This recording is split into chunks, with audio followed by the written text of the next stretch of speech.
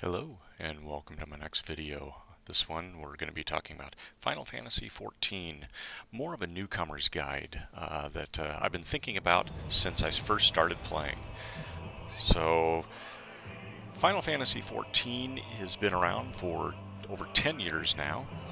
Its original version, Final Fantasy XIV, what they call 1.0, no longer exists. The original launch of Final Fantasy XIV was pretty close to a disaster. Things didn't work, lots of bugs, wasn't complete, and Square Enix made the decision to basically destroy that world and recreate a new one rather than try to patch their way back into success.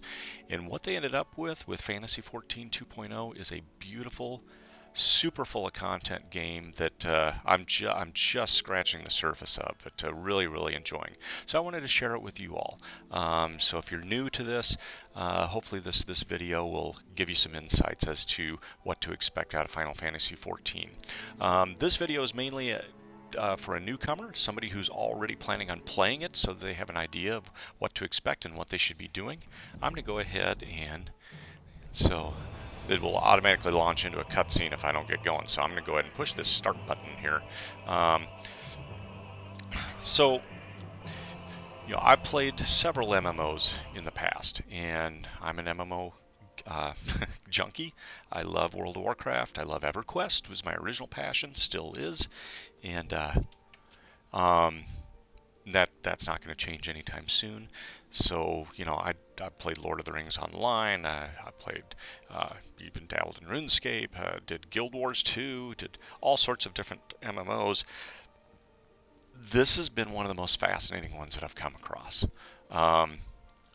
It's different than the others in many ways, and we'll get into a lot of the differences. There's actually some very good videos out there on YouTube that talk about the differences, largely between World of Warcraft and Final Fantasy XIV. They're worth checking out, especially if you're used to World of Warcraft. Obviously, there's a lot of similarities too. It's still an MMO at its heart. You're still doing, you're still raising up a character, leveling up a character, exploring content, unlocking new things, getting better gear. That doesn't change. You gain abilities and spells and that sort of stuff over time. So, that basic concept is not new. Follows that basic premise. But there are some stark differences between how Final Fantasy XIV chooses to do things. So let me maximize this so we've got this a little bit better. So the first thing to know if you're gonna jump in, actually the first thing to know is there are other newcomer guides out there that are probably just as good, if not better. I am going to say one quick caveat about this particular video. Because I don't have proper editing software, this is going to be a one-shot stream of conscience video. I did write down notes. Hopefully I won't get too far off base, but I don't currently have the editing capacity that I'd like to have. So anyway, at some point I will probably replace this with a much more full-fledged newcomers video. So first thing to know is how you get into Final Fantasy XIV. There's two different versions that you can get, actually, well, three different versions, but you can get a free-to-play version from Square Enix, and that's fine if you just want to see what the features are like, if you want to get used to the game, see if you want to actually buy it. It's not a bad way to jump in. It gives you an idea of what character creation's like, the initial quests. I believe it has most of the features. I believe you can level up, but there are some limitations to the free-to-play. So, for example, you cannot send or receive tells to other players, and you cannot join a free company, which is Final Fantasy's name for guilds. And so if you're trying to join up with friends, you might get a little frustrated with the free-to-play version because you're not going to be able to be sending tells back and forth. There is a workaround to this. Well, I don't want to call it a workaround. It's intentionally designed, but there's a way, your friends in game can create what's known as a shell link, which is basically a dedicated channel, conversation channel that they can get you into. So you can communicate with friends in the free-to-play. It's just you can't do it through the traditional methods of sending tells back and forth and talking in guild chat. Free company chat. So know that. So if you are going to purchase the game, you can purchase the original game, which is A Realm Reborn. That's the main game, which will take you up to level 50 in the original main quest line. Or you can buy the whole thing with all the expansions. I believe there's 3 expansions: Heavensward, Stormblood, and Shadowbringers. That'll take you up to level 80. My recommendation, unless there's a special deal, is go ahead and just get Realm Reborn, the first one. It's about half the price. It'll give you everything you need for at least a couple of months of playtime, because there's a ton of content. And then if you want to add the expansions, you can add the expansions. I purchased mine on Steam. I actually got a deal where it was half price, so I went ahead and bought the expansions along with it because of it. When you purchase the game on Steam, and I don't know about other venues, but when you purchase the game on Steam, you do get a 30-day free trial. So this is a subscription-based MMO, similar to World of Warcraft. So that's the other thing you should know. It does cost you money to play. So unless you're going the free-to-play route. So let's log in. You've been listening to me talk and not being able to see much. This is my current character. Again, I'm a newbie, so I'm not going to hide that fact. He's only level 36. The main class that I'm at, which is a summoner, and we'll get into the class system later on. But if you wanted to create a new character, let me just show you what the screen looks like. It's a pretty robust character creation screen. And you can see there are 8 different races to choose from. Races are really for appearance only. Races do not change your abilities. They don't have any differences in abilities. They don't have differences in starting areas. You also have male and female, with the exception of Hrothgar can only be a male, and Viera can only be a female.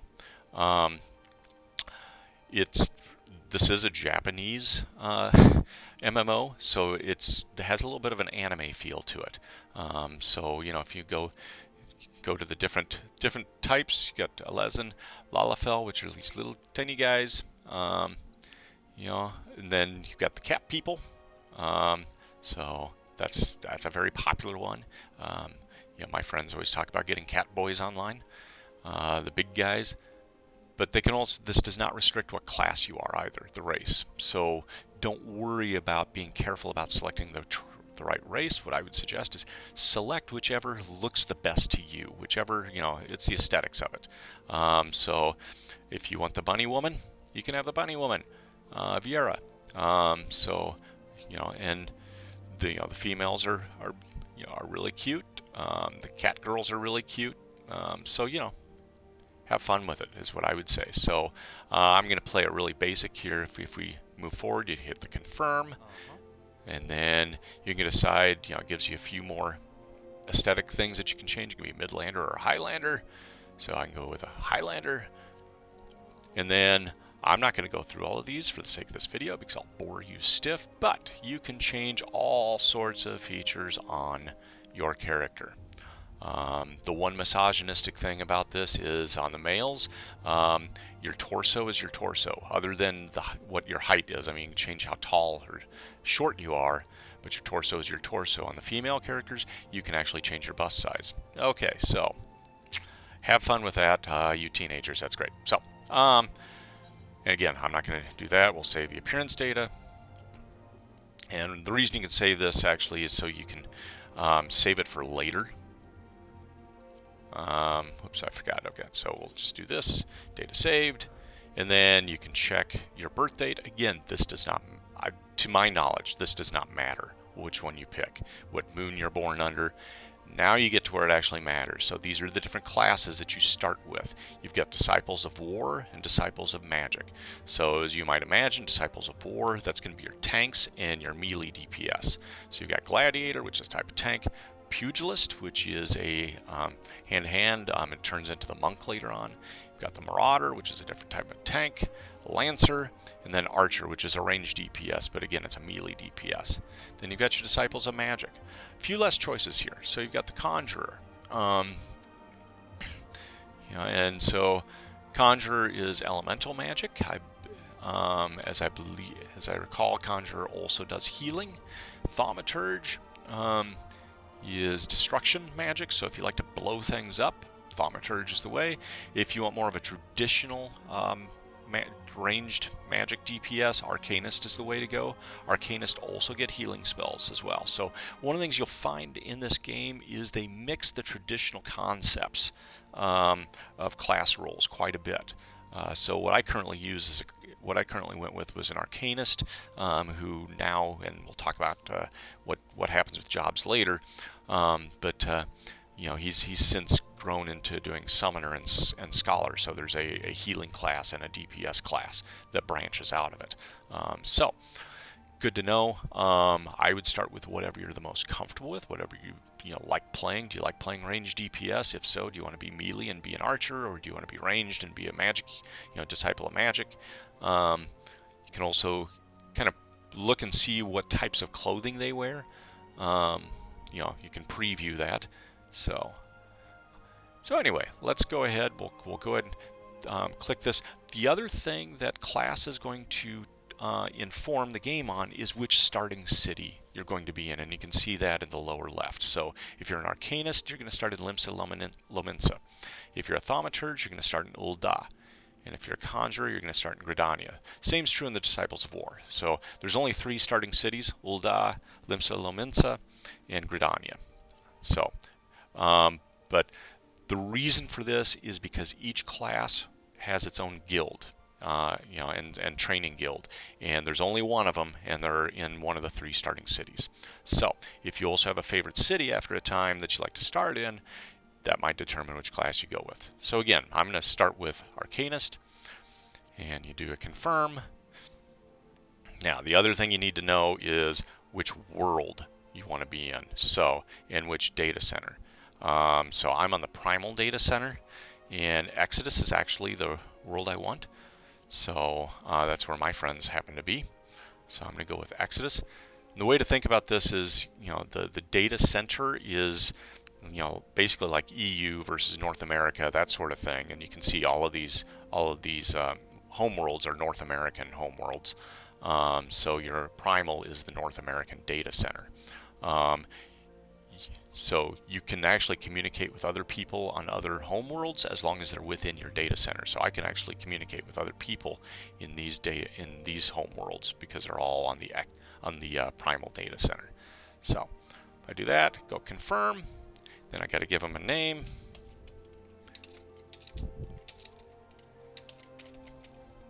And you also get a last name.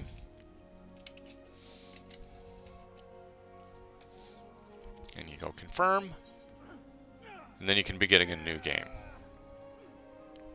And that'll launch you into the very beginning. So what I'm going to do actually is I'm going to back up.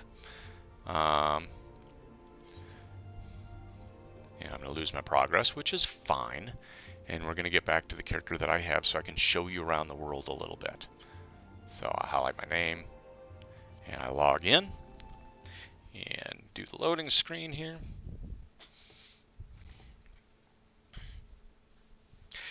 And so, again, you know, choosing what type of game you want to play in. We've done character selection. So the job system or the class system. So I showed you the basic starting classes. The unique thing about Final Fantasy XIV, and this is true of some of the other Final Fantasy games, is there's really no need for creating alts. You know, that's something I love to do in other MMOs, is create an alt, because I also want to play a cleric, I also want to play, you know, a mage, I want to play whatever. And in this game, you can have one character that does it all. You can open up all of the different classes and jobs on the same character, which I just find fascinating. So and that's one of the things that, you know, a lot of my friends who have started playing, you know, they create like 2, 3, 4 characters because they want to decide what they want to play, and it's like, actually, you don't have to do that. You can just select the character you want, do character creation once, and then if you don't like the particular class you picked, at level 10, you can open up any other class, any other starting class. So that's the way the job system works. In Final Fantasy, they call classes jobs.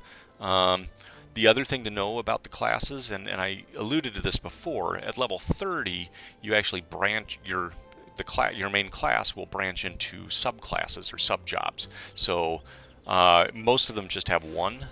The Arcanist, which is what my primary class is, actually has 2. I can go Scholar, which is healer, or I can go into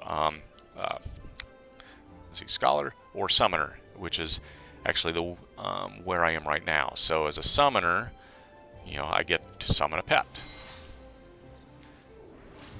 So that's my Ifrit. And he does damage for me. I can also summon a defensive pet too. But if I wanted to, and the interesting thing about this is the way you decide, or the way you shift into the different classes, is it's based on what gear you're wearing.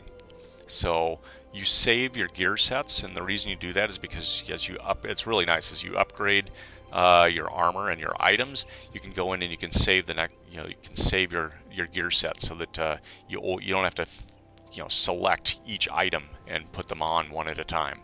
So if I want to go into my scholar mode, I just equip that set. I just change my clothes basically, which are actually pretty close to the same clothes because they're very related.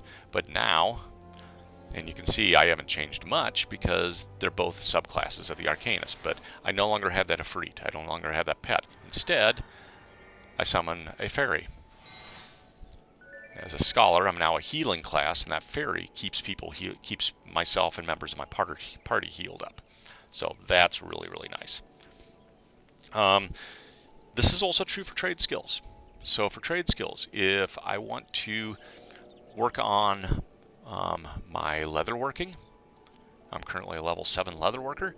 All I have to do is change into my leatherworking outfit. And now I'm a leatherworker. My fairy goes away. You can see that my abilities all changed because now I've got my leatherworking abilities.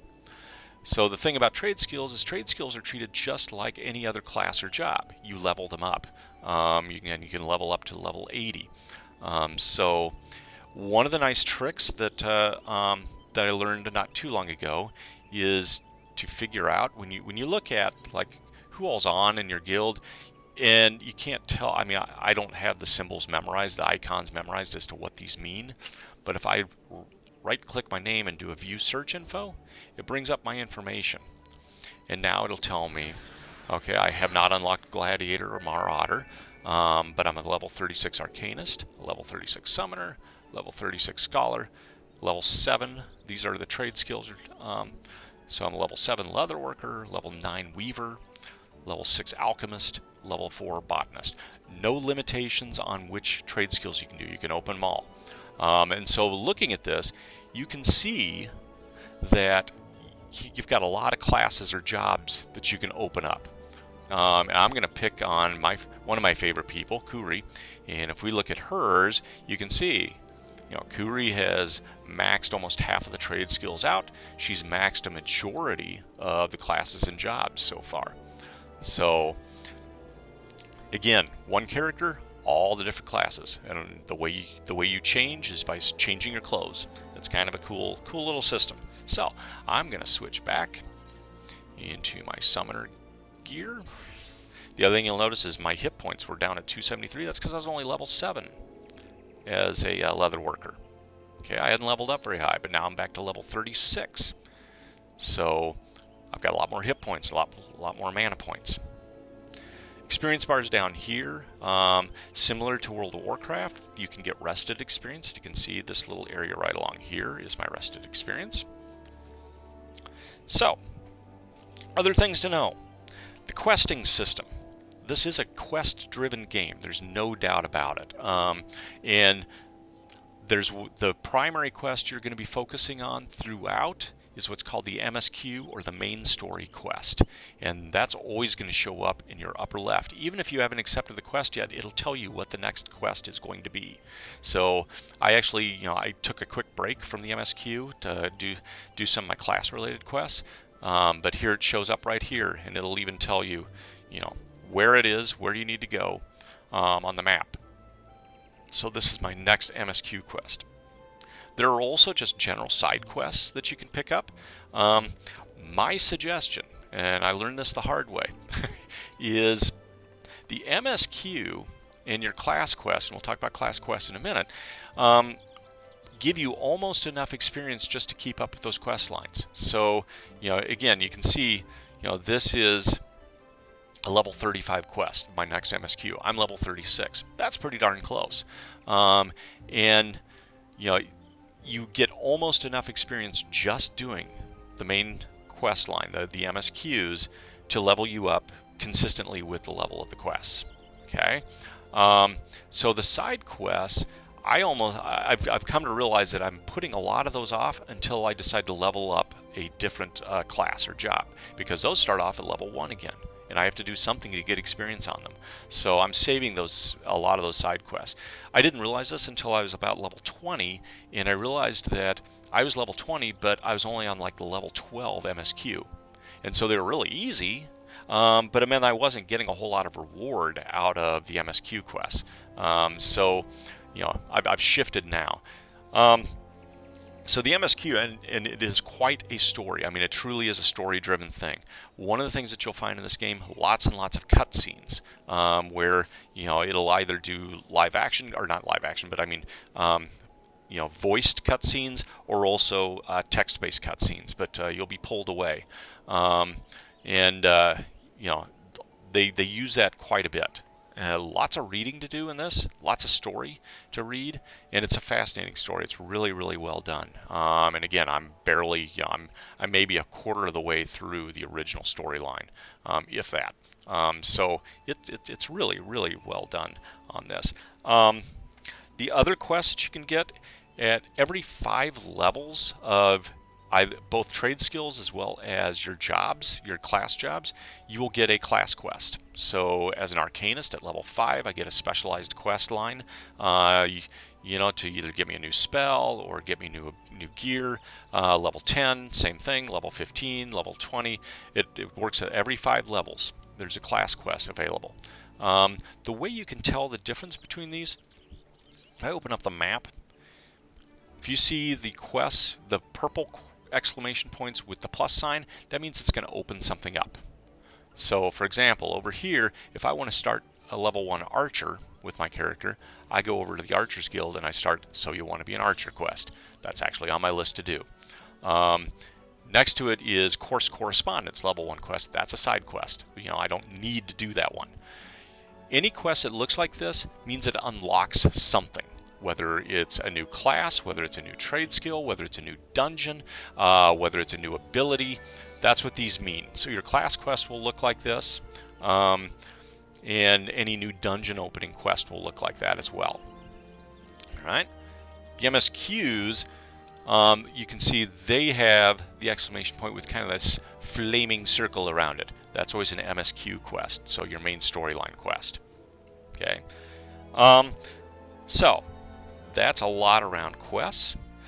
Your first 15 levels you're going to spend pretty much in your home city and the surrounding area. You know, you might be killing ladybugs just outside your home city, but most of it's going to be in the home city. One of the first things you want to do is you want to look at these aetheryte crystals. So you've got giant aetheryte crystals. Each city has one of these.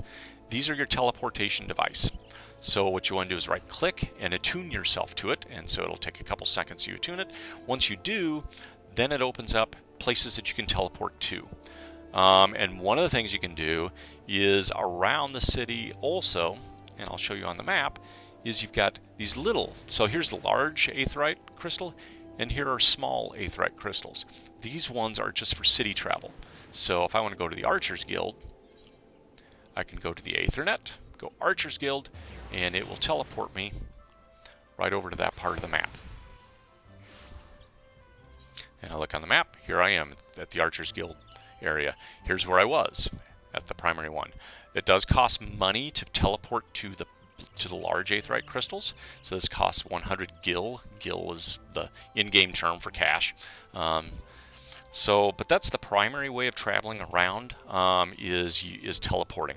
The nice thing is with those large crystals, every large city and every major settlement throughout the lands has a large aetheryte crystal, and so you will actually add places that you can teleport to, so you don't have to be at a crystal to teleport. You can bring up your teleportation, and I can go, okay, let's go back to where I was. Let's go to New Grudania, and I'm going to cast teleport, and it's going to take me back there.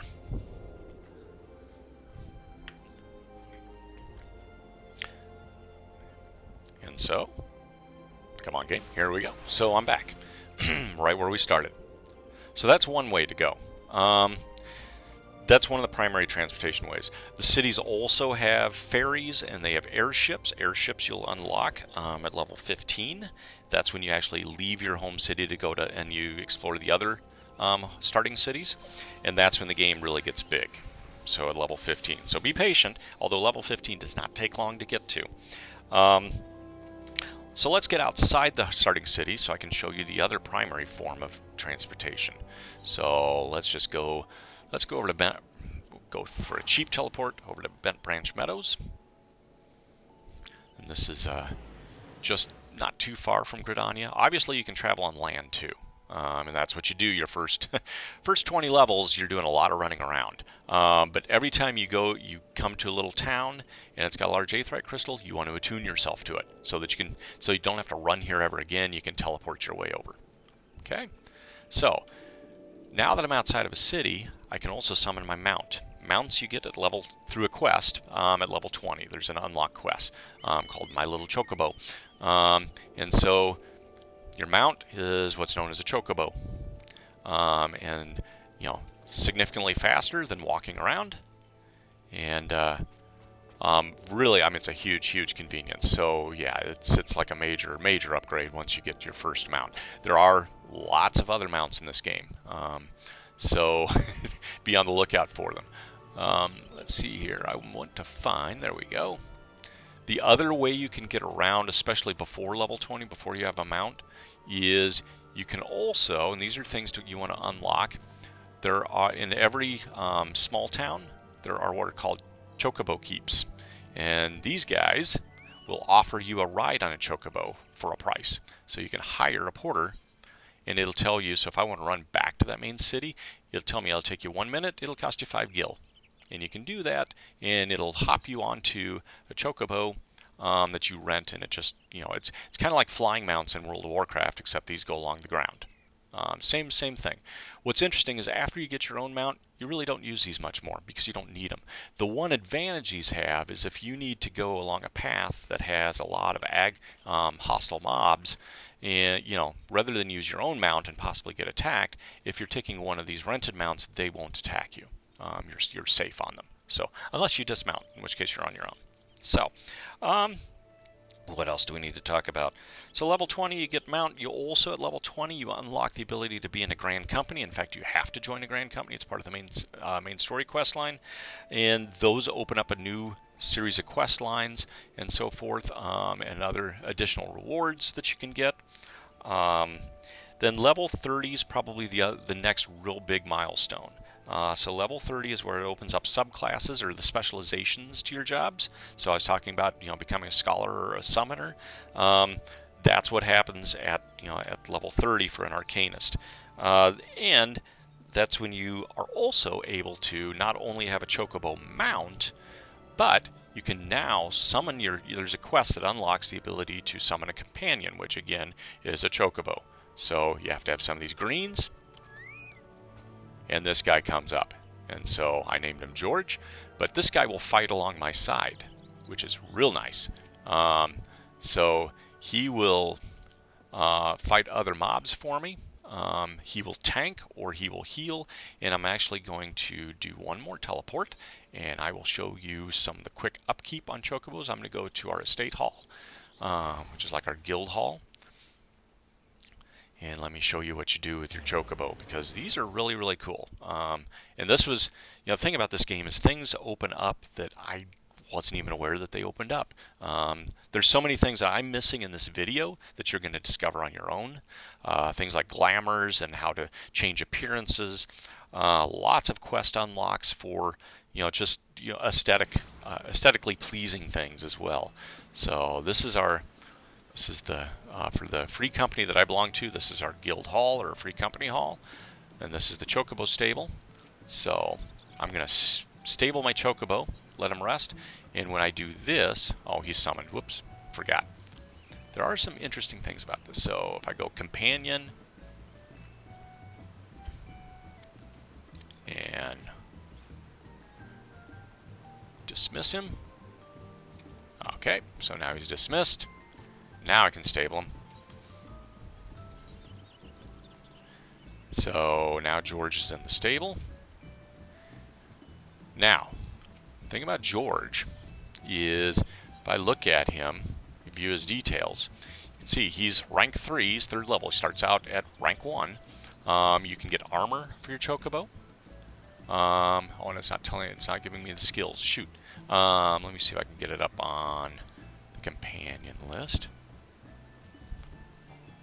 Nope, he's stabled. Because I do want to show you this really, really quick. So, all right, let's tend to my chocobo. Let's fetch him out. Come on out, George. So if I open up my companion, you can see these are the basic stances or commands that he has.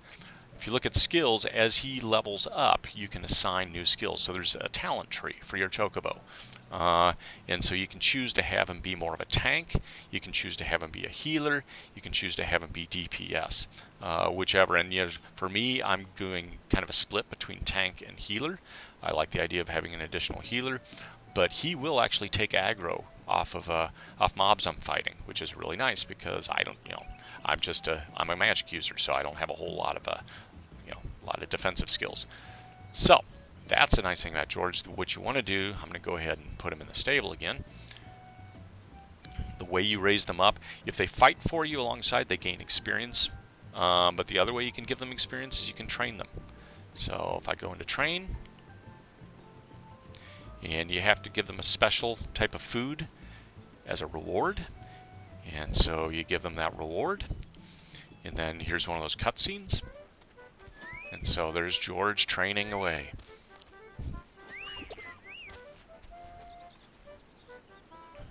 And eating his reward.